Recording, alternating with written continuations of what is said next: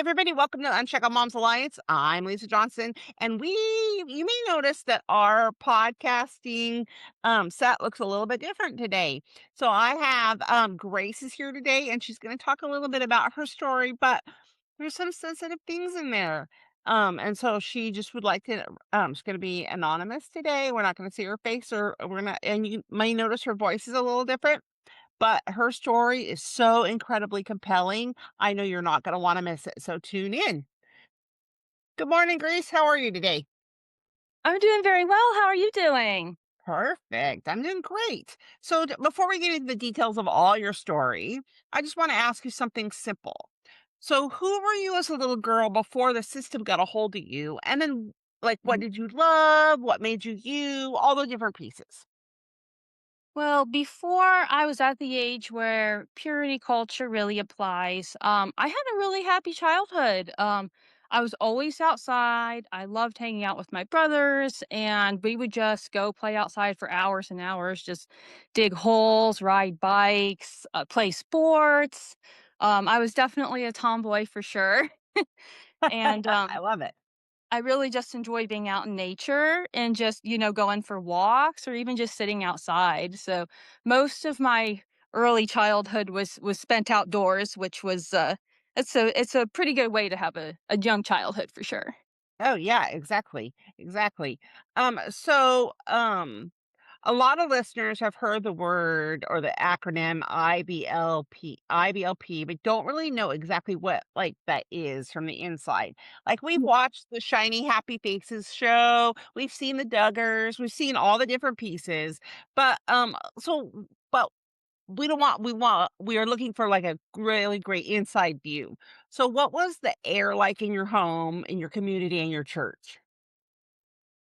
So that's a really good question, actually. So IBLP, for those who aren't aware, stands for the Institute of Basic Life Principles, and it's basically a really, really, really ultra conservative.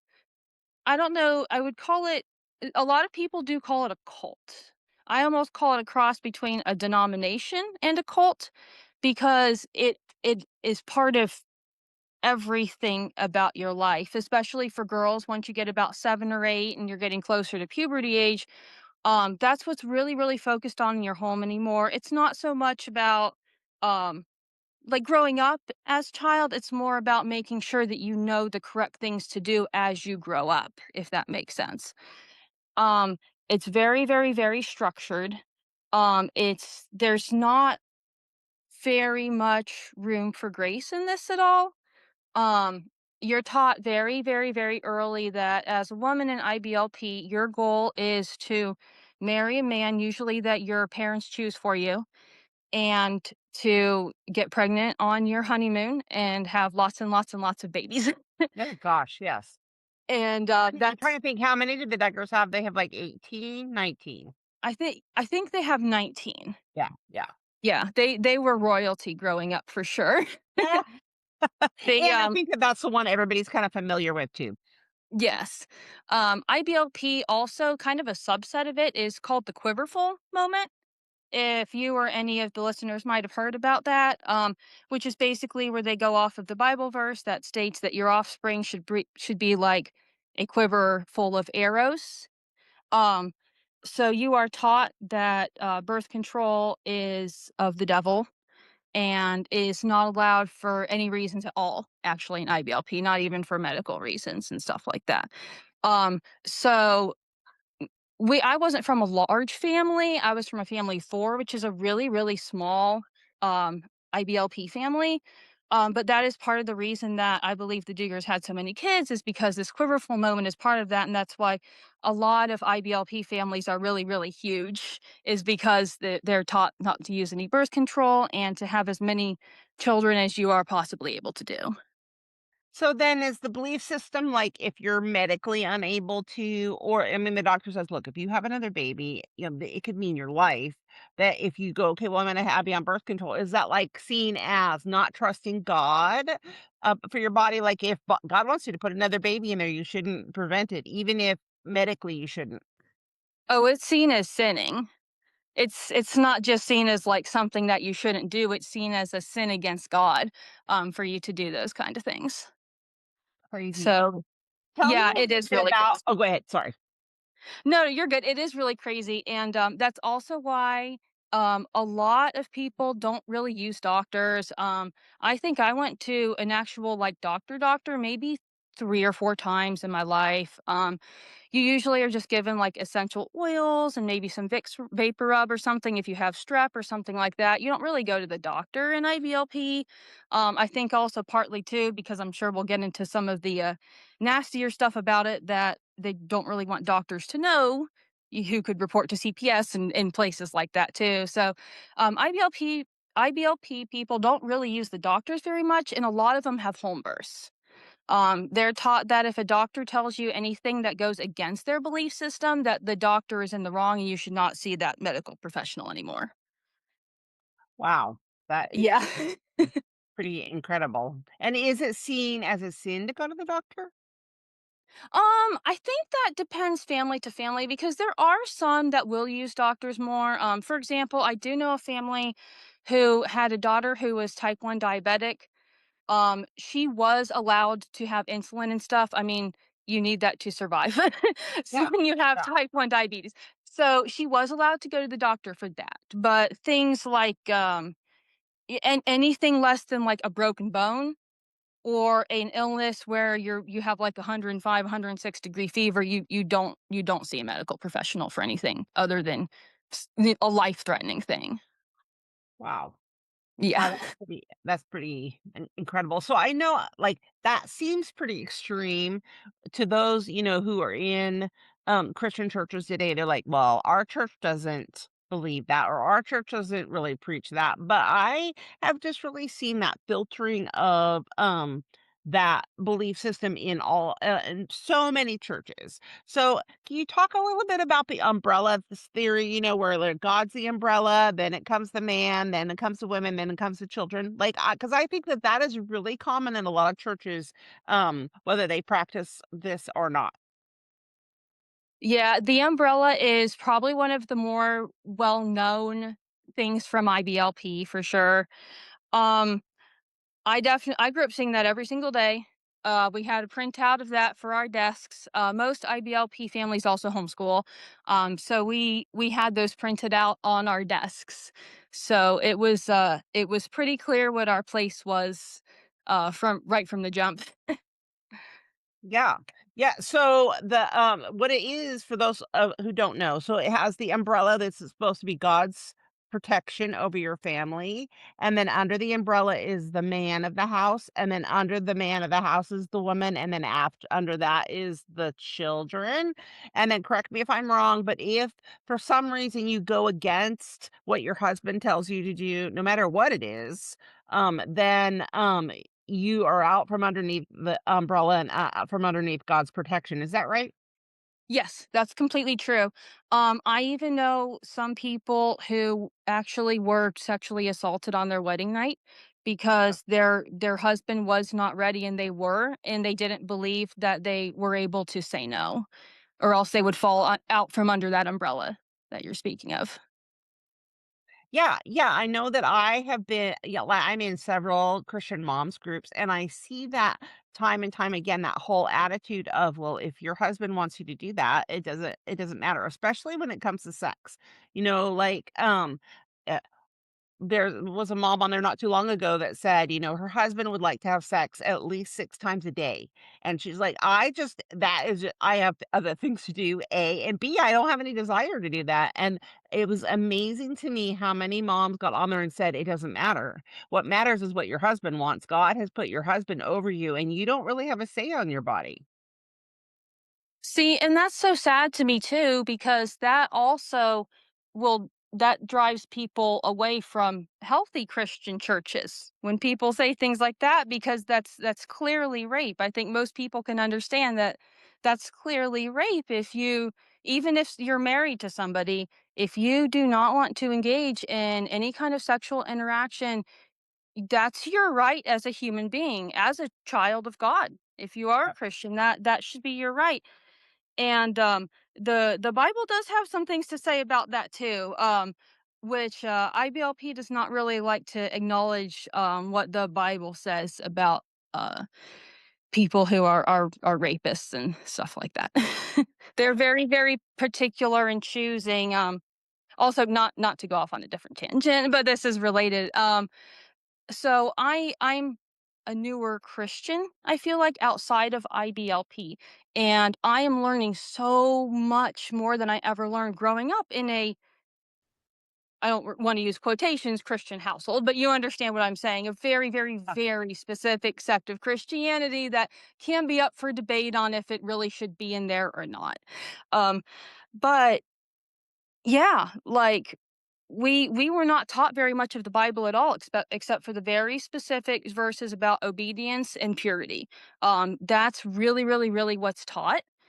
And yeah, that's the a lot of the rest of the Bible is ignored. So I'm learning a lot of the Bible now independently as an adult, even though I grew up in it, because I know, so many verses from memory, children obey your parents and the Lord, for this is right, and verses like that. But I also didn't learn a lot about, the miracles that Jesus did, the forgiveness of people in the Bible who made mistakes. We're not really taught those kind of things. We're taught very, very specific stories like David and Bathsheba and stuff like that. Yeah. Yeah, David Bathsheba, that's kind of a convenient one. I think you like Yes. the other ones that are like, Naomi and, Deborah and Esther and, the ones where God used women in a leadership role, not so much emphasis. Yes, yes, absolutely. You're very, very correct on that. I didn't learn very much at all about Deborah or any of the other powerful women of the Bible like you're talking about, until I kind of started exploring this independently. Yeah. Yeah, absolutely, and as we're recording today, the Southern Baptist Convention just said, that women do not have any role in the church or women do not have any role in there. So that like this conversation is so no matter where you are, that conversation seems to be happening in churches everywhere. So it's so appropriate to be talking about these things. Yeah, there is still a lot of issues today. The purity culture movement and IBLP was mostly in full swing from like 2000 to 2015, I feel like, was kind of the foothold, some into the 90s too. But there are still a lot of issues like that today, and it's really kind of surprising too to see how much this has bled out from, because it's a very narrow, very very small kind of belief system. There really aren't a ton of people who believe IBLP for reasons I think most of us can understand. But it really has bled into the mainstream church in some ways, and it's really, really sad that people are still having to deal with that kind of stuff. Yeah. Oh, I agree. I agree. And I think that too often that is what those who are not Christians, that is what they see Christians as is, these strict, non-grace, oppressive. Jesus was not oppressive. Jesus was like liberating, right? Love, grace, all those different things. And so, I Absolutely. so important to have these conversations. Yeah, I definitely do too. In fact, I was actually having a recent conversation with my husband where we saw a sign driving, which I'm sure everybody's seen these, they're everywhere. The repent and follow Jesus or spend your eternity in hell. And we were talking about how that's such a poor marketing tactic, I feel like. Like, I'm glad that people are out there trying to get Jesus's name out there, but how about instead of follow Jesus or go to hell, what if we advertise follow Jesus because he's really awesome?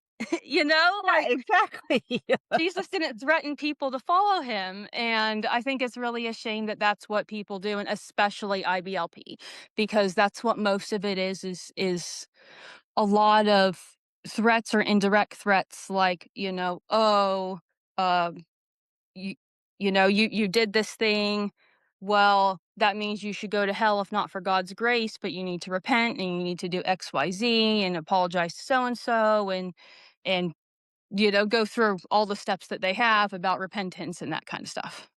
Yeah, it's so oppressive. I just saw again in my mom's group where a woman posted reposted something that another mom had said, and she had said, she was listening to Eminem and taking her kids to VBS, and it's about balance, and so all the moms on this thing went off about the Eminem piece. Eminem is disgusting. She's going to go to hell. She doesn't know Jesus. All the things instead of, hey, um here's a mom who is taking her kids to vacation Bible school. Like, she is in the moment doing what she needs to do where she is in her relationship with Christ.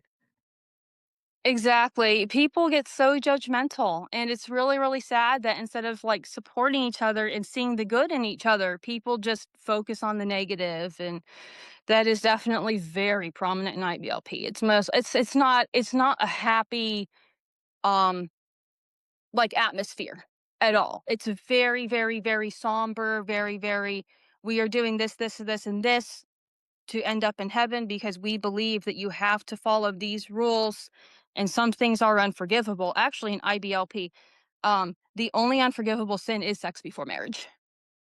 Yeah. Yeah. Yeah, pretty much. And it's so interesting because, like, I wonder, what do people think that are of that belief system? Like, what do they think as as they read about Jesus talking to the Pharisees, who were just like that? You must follow the rules. What are you doing, Jesus? You're healing on a Sunday. That's against the rules. You're going to hell, right? You are of the devil, right? And, like, how do you read that and not go, oh, you know what? Huh? Maybe God was about grace. Well, I'll be honest, I kind of briefly touched on it before, but IBLP does not actually go through like the whole Bible. Like, they don't encourage you to read the whole Bible. Some of them do have very specific like a devotional almost that will say, read this passage every day, this passage every day. But at least for the ones for females, I'm not sure about the ones for males, but the ones for females, every single of those verses is either about obedience or about purity. So I don't know how much the rest of the Bible is looked into by the leaders in IBLP. I moved out of my house permanently when I was 19. So I didn't get to experience it too much as an adult. So I'm not really sure how it works on the adult side of things besides the children's side of things. But at least for the children, we're not really taught. Like, we hear those stories sometimes, Sunday schools will briefly go over them, but we're not really taught about the forgiveness of Jesus, the grace of Jesus, the understanding of Jesus, how he became a human being to feel what we feel and to understand what we understand. They don't really go over that kind of stuff. It's mostly about how can we follow the rules the absolute best that we believe the rules should be followed.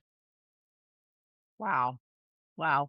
So was there a moment, even a small one, when something felt off to you when you were growing up? Where, like, a quiet part of you knew something just wasn't right? And then what did you do with that feeling? So I think I always felt like that to a certain degree. Um, for the good parts of the Bible I heard about, I really like Jesus, but I didn't get to learn about Jesus very much. And I actually had one of those moments at a abstinence camp, which is something that a lot of IBLP children go to, where it's literally a sleepaway summer camp. Some are single gender, mine was co-ed. Boys and girls could not be within 6 feet of each other. Like, it was completely separate male and female summer camps. I think I was about 11 or 12 when I went. And you're in classes all day, and you're just taught just purity over and over and over again, what a sin it is to have sex before marriage, how it's unforgivable, how you're like a chewed up piece of bubble gum if you have, and how your future husband will not love you the same if you have committed this sin. This is literally what they teach kids like 10 and up. It's very, very graphic, and it's very, very detailed. And I think that it should be noted too that most religions do not talk about sex to this degree. And of course, growing up in that, I didn't realize that it wasn't normal for sex to be talked about like all day, every day. Of course, in the context of this is a terrible, evil sin. You should never do this unless you are married and your husband wants it. It just wasn't like, I mean, but it's talked about all day, every day. So I was at abstinence camp, and we had our free time, and I was a couple days into it. and I just kind of wanted to go off and go on a hiking trail by myself. And I was walking and I was thinking, man, I would love to learn more about Jesus. Said, I feel like I'm not learning anything about Jesus. This is supposed to be a Christian camp, but like from what I've heard, from what I've seen, Jesus is not like this. And, Jesus is not worried about if a little bit of my shoulder is showing, or Jesus is not worried about if he can see my knees. Jesus is worried about me as a person. And I didn't understand that really for a very long time, but I wanted to. And that definitely was a turning point at that camp where I was just like, there's got to be more. Like it can't just be this. Like I want to learn more than just what I'm learning, and it's kind of a shame. I think that we only in IBLP it's really only talked about of the in the absolute most negative ways possible. Okay, so that is really interesting. First of all, I did not know that how in detail those camps were. But um so the idea that 11 to 12, growing up, you're taught as a woman, you shouldn't question anything, you shouldn't question anything. And so tell me a little bit about like your upbringing and your parents, because somewhere in there you got the idea somewhere in your head, or maybe you're just an independent person, right? That could be too. But like you got the to push back an authority in your mind, like, what, wait, this isn't right. This isn't who Jesus is. Like what gave you that little bit of rebellion versus just blindly going in and accepting everything that they were saying? Um, so I would say I am a very independent person. I've always been somebody who questions the rules, especially if they don't make sense to me. So that it's partly my disposition. Yep. But I also did have a friend that I was allowed to see and communicate with growing up who did come from a very conservative Christian family, but they were not IBLP. And we would be talking about certain things and things that she learned about in her Sunday school. And I'd be like, wait, I've never heard this story before. Or, oh, we glossed over this and just concentrated on how this biblical figure sinned instead of where her church concentrated on this biblical figure sinned and how Jesus turned that around for good and how he repented of his sin.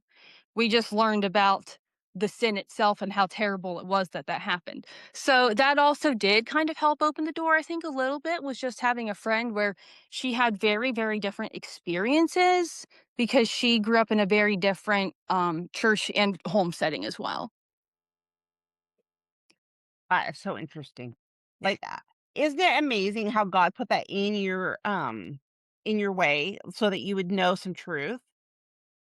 Yes, I'm super, super grateful for that. I really we'll never have time for my whole story, but it is really, really cool how I feel like my life can almost be like the verse of what man intended for evil, God intended for good. And Uh, I really want to use my experiences here to show people who have been hurt in the church. Like one of my favorite lines is, if you've been hurt by the church, try Jesus. Jesus was hurt by people in the church too. They killed him. so true. And it's very, very true, and that kind of flips the script a lot on how, we look at it for people who have had bad experiences because it is heartbreaking how much damage the church can do when it was never designed to do damage at all. So true. So true. Okay, so purity culture does something very specific to a person's sense of self-worth. How did it shape the way you saw yourself as a woman, as a person, and someone worthy of love? Um, so I would say I never had very much self-worth at all. That is definitely something that I'm working on in my faith journey. My husband has helped me a lot with that. Um, It is very, very hard to feel any good way about yourself coming from that because you're taught, one of the main things I briefly mentioned the piece of gum thing, but at a lot of IBLP youth groups and stuff, they will literally say, choose piece of gum and pass it to your friend. And everybody sits in a circle and you all have to chew this piece of gum, as gross as that is, or wad up or stick a band-aid on you and pull it off and put it on the next person. And you go around and say, oh, how oh, it's lost its stickiness, it's lost its value. Or for the gum, it's lost its flavor, it's lost its value.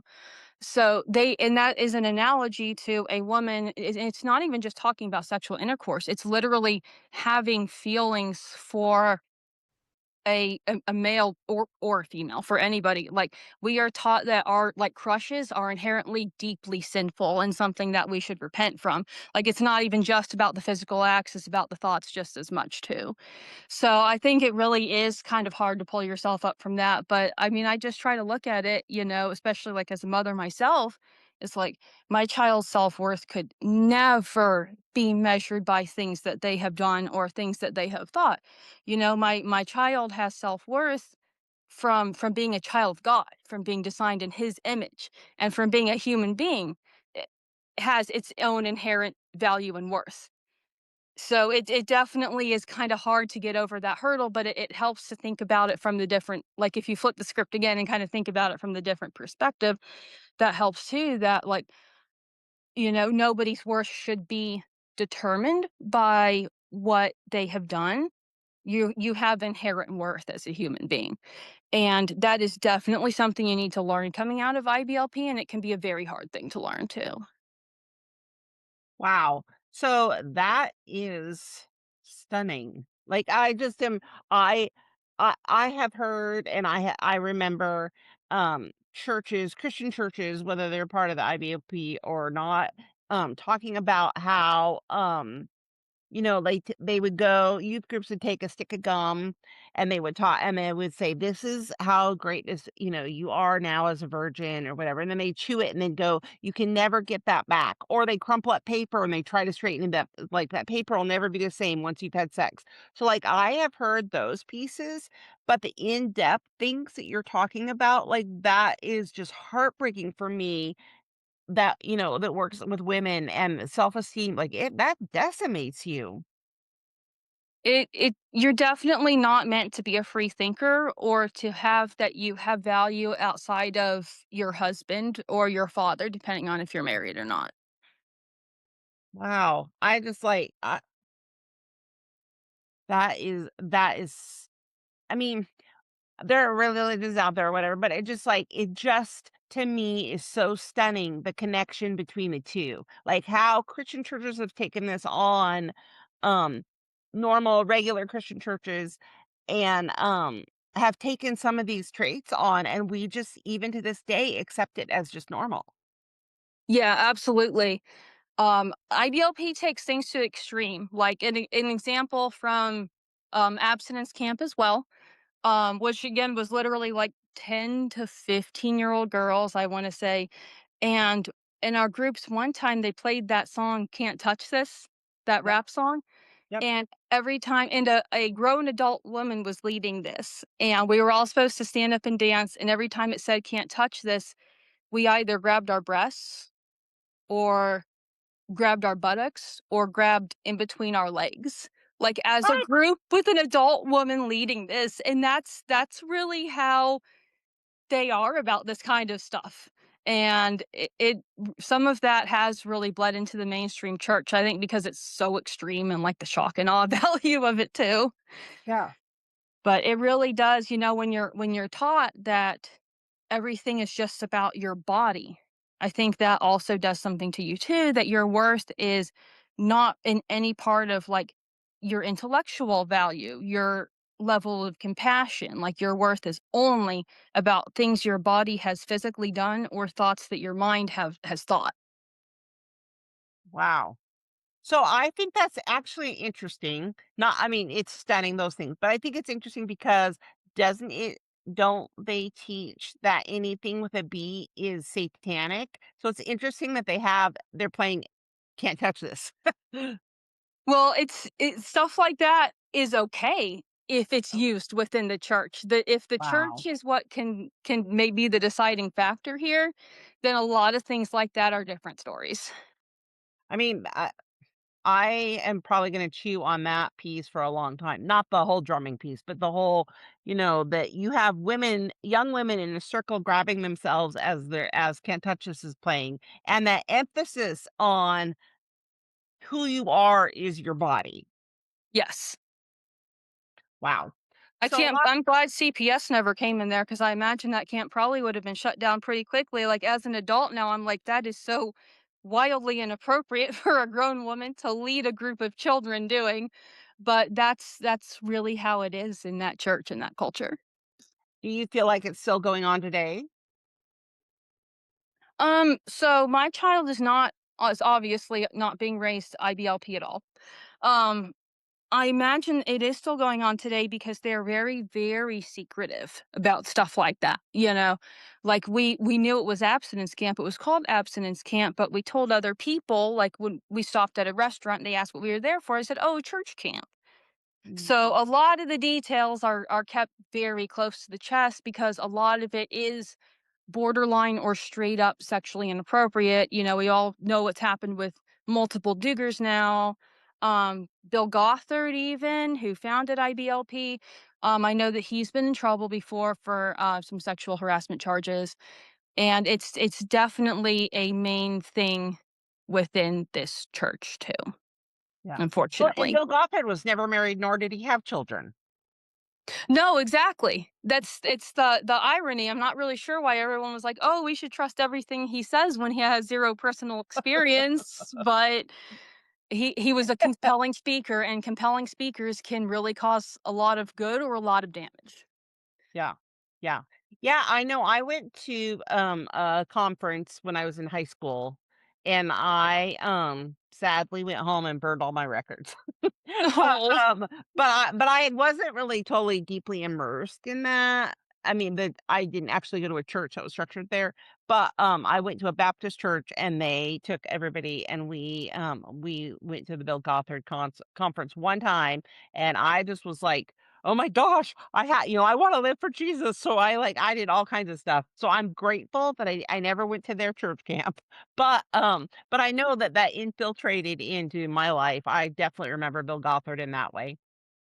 Oh, yes, he didn't stay inside the IBLP church. He definitely reached out, and he did definitely do a lot of harm outside of his own church sect that he started too. Well, yeah, he was making big bucks. People will pay him to come and, they'd fill stadiums and he'd come and talk. Absolutely, which is actually the irony, is that many of the scriptures that they use, talking about modesty and stuff, if you actually read the whole context of the Bible, the reference is talking about modesty with your money and not showing off your money. So the irony of that is also kind of funny to point out because you're exactly right. He was making a lot of money off of this. Yeah. Yep. Yep. So a lot of people carry shame that they can't even name because it was given to them so young and they thought that their own. Is that familiar to you? What kind of shame did you feel like you had to carry? I have felt a lot of shame, my whole life. I mean, you're taught that it's sinful to have a crush. It's very, very hard for young teenagers to not have those feelings at all. I mean, because most people would consider that part of a regular healthy development, Yep. but it's not in here. And I do think that the repression of that is part of what leads to a lot of IBLP children growing up to become sexually deviant because it comes out sometime. Most of us, unless you're asexual, do have those urges, and eventually it is going to come out, whether you want it to or not necessarily. So I definitely understand that. Me and my now husband actually, we did have a miscarriage in college. I took the route, that a lot of IBLP kids do when they finally get out from under that, where, we're not taught birth control, obviously. So a lot of us go and give into temptations and get pregnant immediately. Yeah. Um, so I I kept that a secret. I kept that very close to the chest. My parents still don't know about it. Um, but there is a lot of shame with that too, even because the David and Bathsheba story that we briefly touched on, IBLP calls that all Bathsheba's fault. They don't take into account of David killing her husband and bringing her into bed with him, ordering her as king to come to his chambers. It's that she sinned because she slept with him, and their baby's death was the punishment for that sin. So, miscarriages aren't really talked about because they're seen as a punishment for sin in IBLP. So, that in of itself carries so much shame because you're basically taught in these scenarios, if you've done this, that you have killed your own child because you were aware of the wrath of God with this. So, that took a very, very, very long time to get over the shame of that. Mhm. And which that is a little bit of a different topic in of itself, but there is so many different factors of things that happen to people in regular life that would not necessarily be shameful unless you were raised in IBLP or purity culture and stuff like that. Yeah. Yeah.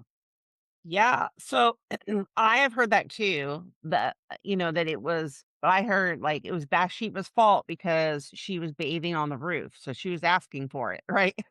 And but it just seems like you were taught something so much deeper and so much more sinister. I can't imagine like statistically the amount of miscarriages that happen naturally, right? Because, like, something just didn't develop right, like, Yeah, that absolutely. there's so many women who are carrying this huge, heavy guilt. You already have that huge sense of loss because, as soon as you find out you're pregnant, most women are like, "Oh my gosh, is my baby," whatever, and then you have that loss of that child, and then on top of that, now you have to carry this whole burden of, "How did I sin to make that happen?" Yeah, absolutely. It's not a good experience for anybody to go through it all, but it adds a whole lot when you're from IBLP and dealing with that kind of stuff. So what was the hardest thing to unlearn? Not just intellectually, but like in your body and your relationships and the way that you move through the world? That's a really good question. I struggle a lot with tenseness as far as physical things. I struggle a lot with like TMJ in my jaw. I'm just a very, very tense person. You're kind of always on edge growing up in IBLP.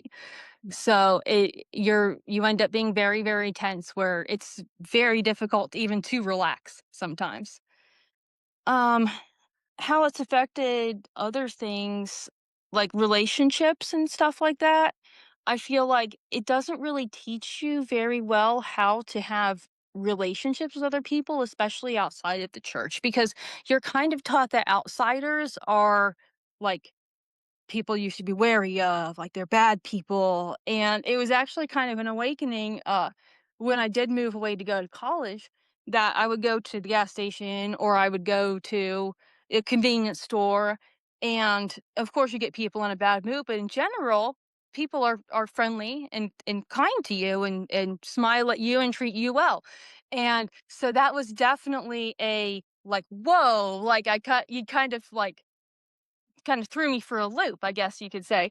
Because I was like, I was taught that like the people outside of it are, these sinners, these evil people who have sexual immorality and stuff. And it's like, well, actually a lot of these people are really kind people.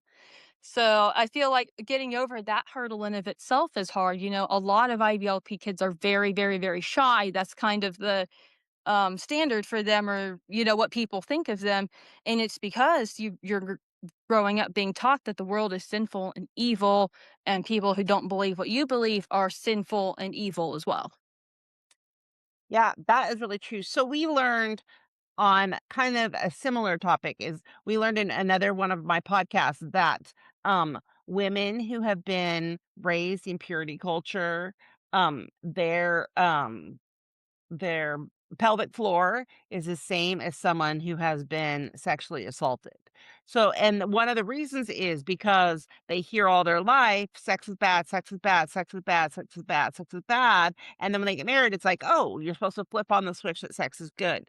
So I imagine that it's kind of similar to this in kind of a weird way, right? Like, so you're told these women, these people that you meet, they're bad, they're sinners, they're bad, they're sinners, they're bad, they're sinners, and then now all of a sudden, when you have like your brain and your heart recognizes the truth, it's hard sometimes to make that switch because your whole body is responding to these people are bad, they're sinners.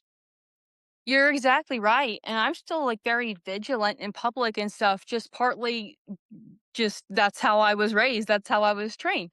Yeah. And so I've been out of it now for about 13 years ish. So I have learned to relax a lot.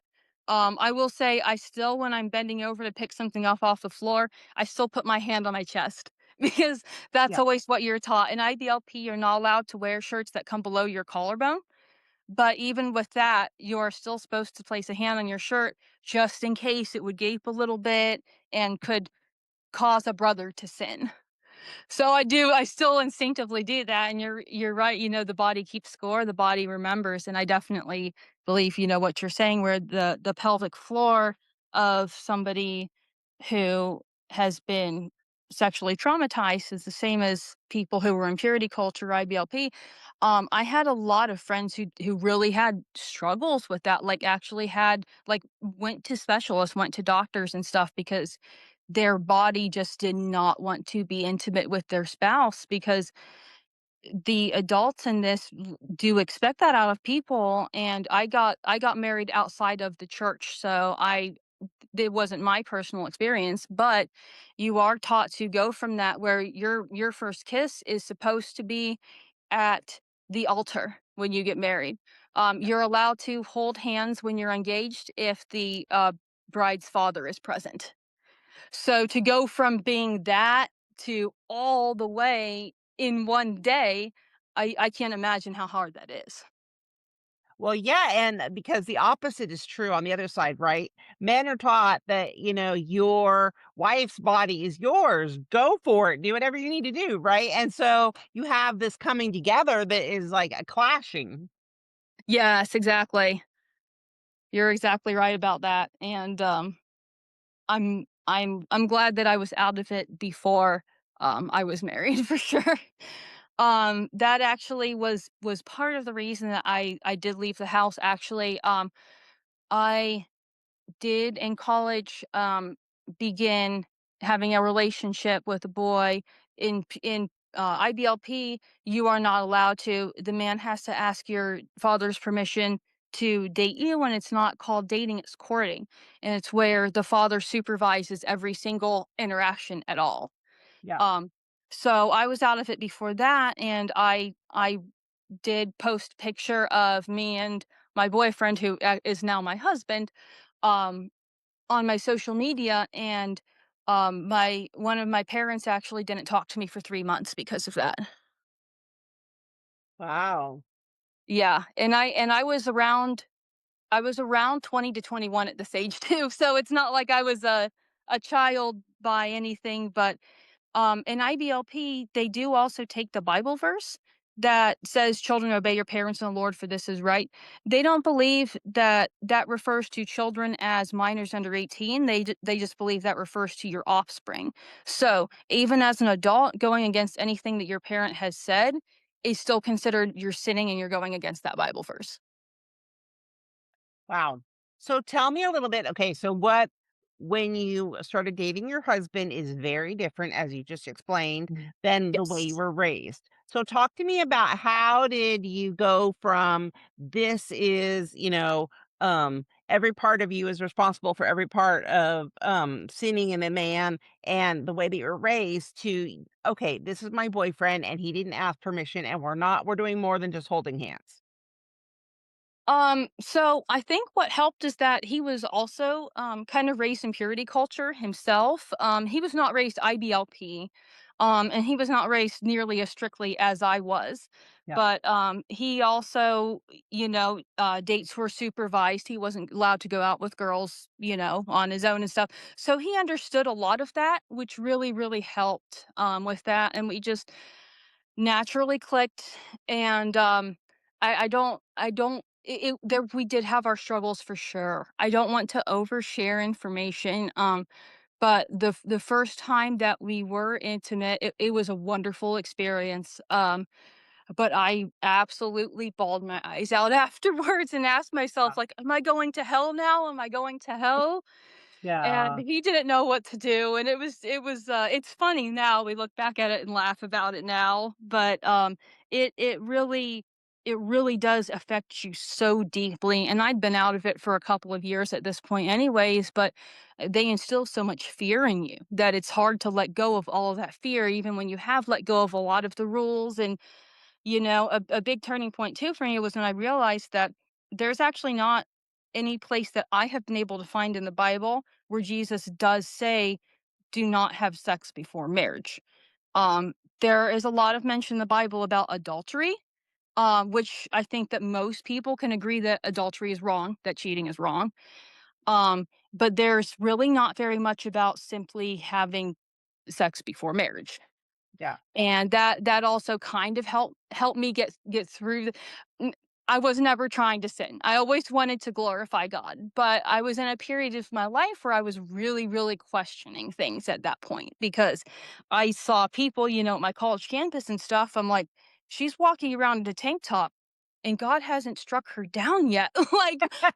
Yeah. Because this is what you're taught happens, you know? So it really was working through the culture shock, but the disappointment from our parents was difficult to get through, Yeah. but Yeah. we just believed in each other, and we've been married for many, many years now. So it's been a good thing it all worked out, but it was definitely a struggle making that adjustment from being raised where if you don't do this, you're going to hell when you die, to okay, I have been doing this. I'm okay so far. God hasn't struck me down yet. But Yeah. I've Yeah. learned and grown a lot and learned about God's forgiveness. And God's forgiveness and God's understanding is amazing. And it also is so cool to go through and try to go through the Bible and find, oh, wait, this isn't a rule. Oh, wait, this isn't a rule. And from what I found, Jesus was a lot more concerned about how we are affecting others. Are we hurting other people versus if we are doing everything exactly by the book? Yeah, I think Peter is such a great example of that, right? Like, he denied Jesus 3 times before he died, and yet Jesus used him in such an incredible way, right? Like, Exactly. God has so much grace for us and already knows, everything that we've mapped out, and so, like, I just struggle with everything that you're sharing just because I just think that nobody should live under that kind of oppression. It is very difficult, and a lot of people do come from this and decide to leave Christianity altogether, and I definitely understand why people make that choice. Yeah. I'll put in my little plug too that you can be hurt in the church, you can also be healed in the church because there are so many different churches, and there are churches that teach grace and love and hope and faith and the fruits of the spirit and wonderful things that aren't taught in purity culture and IBLP. And so yeah, I have to do my little plug for Jesus because I definitely had a few years where I was figuring stuff out and kind of asking like, do I really believe this? Like we were kind of like not on speaking terms for a minute with God where I was like, I need to figure out some stuff in my head first. And I actually ended up having a really, really cool experience. But um Jesus has in relearning the Bible outside of IBLP has honestly been the thing that's helped me heal the most and helped me adjust back to like a normal life in quotations the most, honestly. Because Jesus is so different than IBLP. And it's really hearing a message of love and grace is really, really healing coming from something like that. Yeah. No, I think that's great. I think you are so right on, and I think that you are so right on in that so many people have left the church because of those strict moral, black and white, not the grace of Jesus being preached. Absolutely. And it's terrible and it's so sad. Human beings are really capable of a lot of destruction towards each other, and it has been used from the beginning of time that people use religion to hurt others, and I just think that's really sad. Yeah. No, I agree.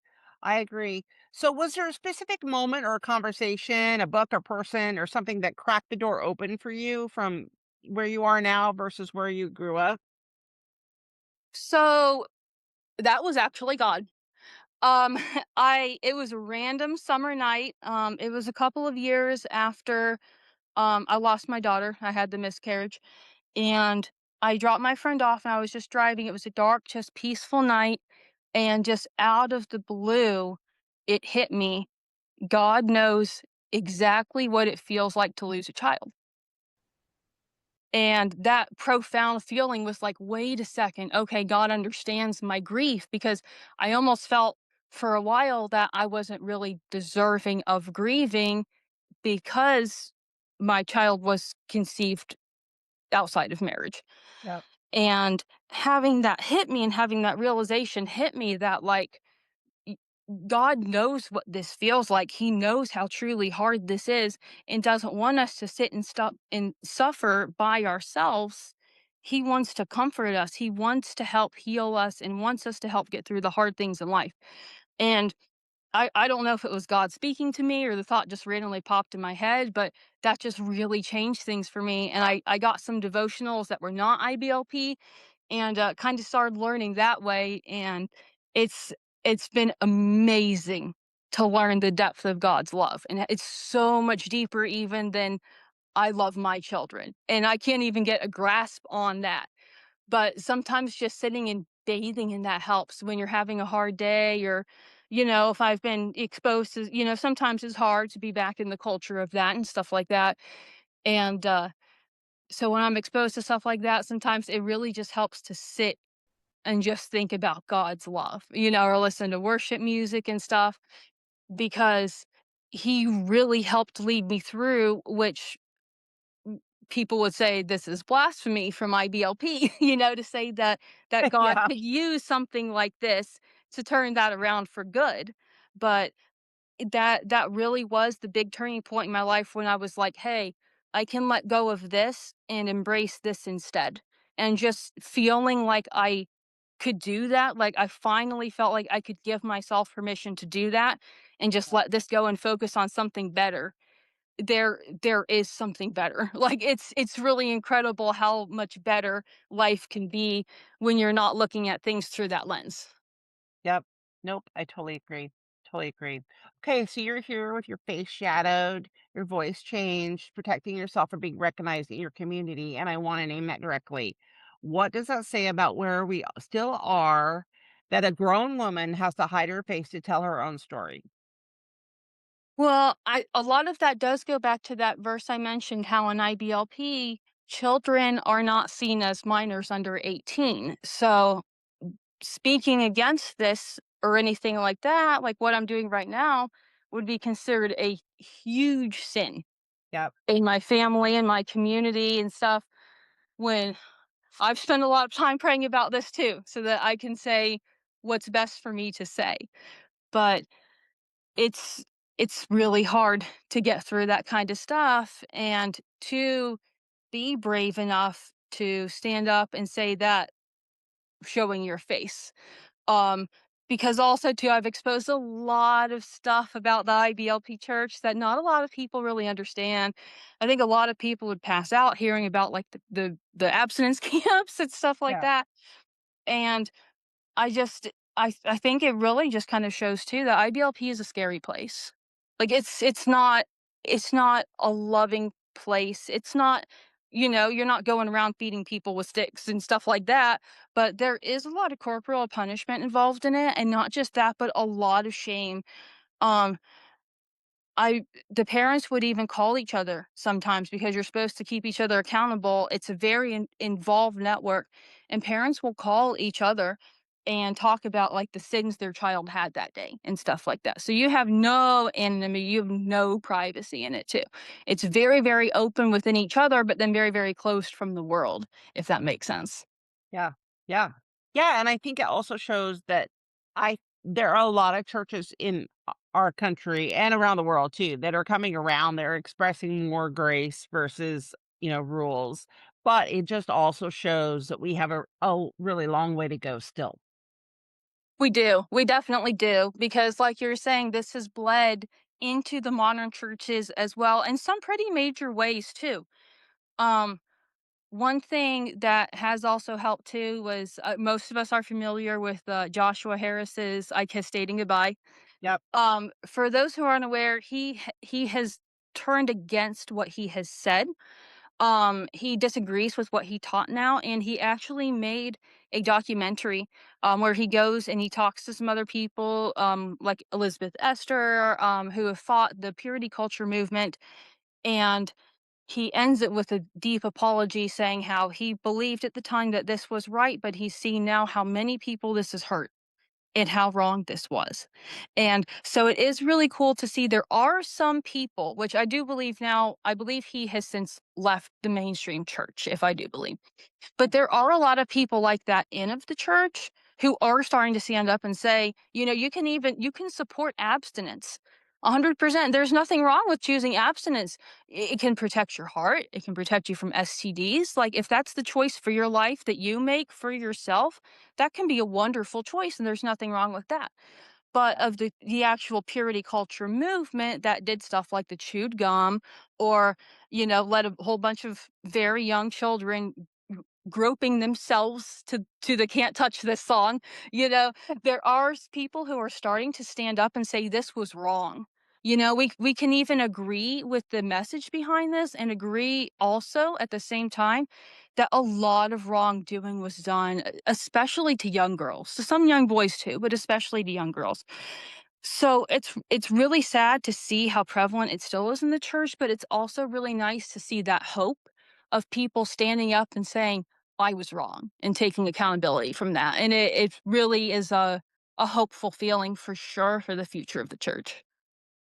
Yeah, absolutely. I think Josh Harris, just to go back a little bit, was such a great example of everybody gets on, every the popular people in Christian culture get, yeah, jump on the bandwagon, and everybody jumps on the bandwagon. Because really, Yes. like, if you think about Josh Harris, and he even says this, I think in that documentary, or I read it somewhere on another interview. Anyway, he even says, I was 20 years old when I wrote I Kiss Dating Goodbye. 20. My brain had not even fully developed yet. And yet Christianity as a whole jumped on that bandwagon and took off with it. Yeah, that's very, very true. And it really, and especially in today's social media age, you can have a lot of influence on the world overnight. And that is a heavy burden for people to carry, and it doesn't always land on the right shoulders, that's for sure. Yeah, and I think that it's such a good case for the importance of discernment. That even if you say that you're a Christian and you're living that life, that you need to be very careful about who you listen to and what you do, and put it through your own filter. Put it through, God's filter, and see, is it true? Because we just get bombarded so much with so many different things that have no place in Christianity. Yes, you're very, very right about that.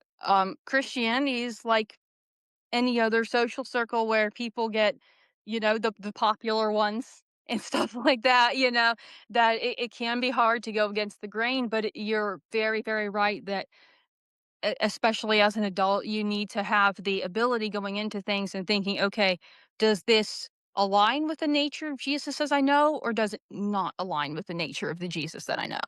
Yeah. Yep, that's exactly right. Exactly.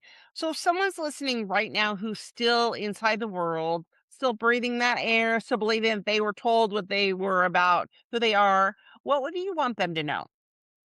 Oh, I would want them to know they are so loved. They are so loved, not because of anything that they've done or haven't done, but because they are a child of God and they are a human being who has intrinsic value. Um, it's really easy to feel worthless in this, or feel like your worth is only tied to if you are obeying every law by the book exactly by that. But look at who Jesus hung out with. Look at the 12 disciples. They didn't follow every rule by the book, that's for sure. A lot of them had very complicated pasts, Yep. and Jesus loved them anyways. He didn't always agree with everything that they were doing, and he would tell them in a respectful way when he didn't agree with what they were doing, but he loved them. And he loves us, and there's a beautiful world out there. Like, there's a world that's so full of love. Yes, there are bad things about it, but there's so much good in the world too. There is so much good in God. You can find churches where there is so much love and joy and grace and faithfulness. So I would say don't give up hope and know you are loved. So what would you say for the people who love someone that are still caught up in the IVLP or similar situation, and they're watching from the outside and they just don't know how to reach them? What would you say to them? I would say probably a similar thing where just love them. Keep showing them love. Keep showing them grace. In IBLP, we are taught to be very, very leery of people who are Christians, even, but who are outside of the IBLP faith, because we're taught that they're living wrong. So pushing that doesn't necessarily always help because sometimes we're taught, oh, that's the devil's testing you, the devil's tempting you. But just loving them, just showing them grace, it can just go so far. Just showing them a happy side of life, a genuinely understanding, accepting, and loving side of life, I think is the best thing that you can do to help people who are still living in IBLP and not quite ready to leave just yet. Yeah, I love that. Okay, so you reached out to me as Grace Jones, and I love that. So who is Grace Jones? Who is she becoming, and who are you already? Um, I can say now I'm loved by God. I haven't always felt that way. I'm someone who is loved by God, just like everybody, and it's a really amazing feeling to be able to say that. And I was saying I'm just trying to learn every day and grow every day and just leave a little bit more of the baggage in the past every day. And especially in the immediate of leaving this, but years down the road too, you just take things one day at a time. You just do what you can one day at a time, learn what you can one day at a time. And so I would say, yeah, that's just where I'm at in life right now, is just trying to learn and grow and, become a better Christian and become a better human being, become a better wife, become a better parent. Um, I'm just trying to work on me, and it's really, really, really fun to do those things under love and grace and joy and acceptance, versus that it is under the threat of judgment, the threat of hell. And it's a really, really great mindset to be in. And so I just encourage everybody, to just keep going even on the hard days. Just take it one day at a time, because that's all that you can do is just go one day at a time and just keep trying to learn things that feel right, that align with God, that align with Jesus's character, as I've since learned it outside of IBLP. Yep. Yep, totally. So I am just so incredibly blessed by the guests that I have that come on here. I just learn so much. But man, every once in a while someone comes and they just blow me out of the water and I just learn so much deep, intimate knowledge of different things and just am so challenged. And I can say, Grace, you are definitely that person today. I hope those listening really take your words in, hear your story, but also hear the hope and the grace that comes afterward. Well, thank you so much. I really appreciate you having me on, letting me share my story. And yeah, I just really hope that it could encourage people to know there's better out there. There really is. There's a lot better out there than IBLP. Yep. Yep, and even those things that are taught in the traditional churches that are just strangling, women in particular. Absolutely, absolutely. Yeah, the best thing that you can do for yourself is find a positive church, Yep. that doesn't, where you're not pulling people aside because, oh, someone's bra strap showed a little bit and they sinned. Yeah, I personally don't believe Jesus is worried about that. Um, but I have I have found some really good churches too. I really have, and it's been a blessing. So, yeah, there is, if you're stuck in that, there's better out there for sure. And if you're stuck in any kind of purity culture, any kind of environment really that just doesn't sit with you well, that you feel is just off, where people are being oppressed, that there is better out there. Amen, sister. Amen.